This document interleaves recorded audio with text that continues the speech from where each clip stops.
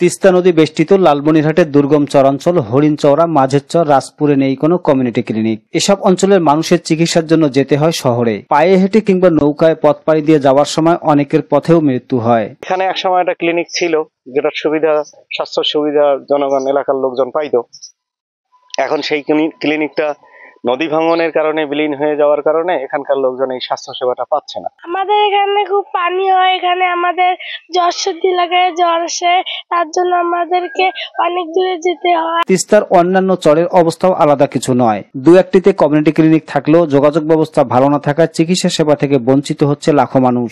এর আগে যখন ছিল তখন আমরা সেবা নিচ্ছি, এখন তো আর আমাদের কমিউনিটি ক্লিনিক নাই, নদী গর্ভে চলে গেছে। একটা কমিউনিটি ক্লিনিক হলে এখানে একটা ভালো এমবিবিএস ডাক্তার থাকতো, তাহলে আমাদের চর এলাকাবাসীর জন্য একটা সুবিধা হতো। দুর্গম এসব এলাকায় নানা জটিলতার কারণে অনেক সময় কমিউনিটি ক্লিনিক নির্মাণ করা সম্ভব হচ্ছে না বলে জানান স্বাস্থ্য বিভাগের এই কর্মকর্তা।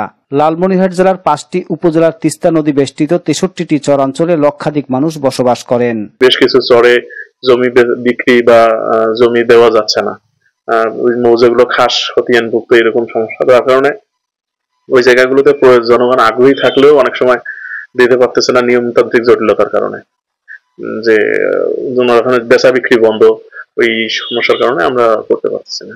তৌহিদুল ইসলাম তৌহিদ, বৈশাখী সংবাদ, লালমনিরহাট।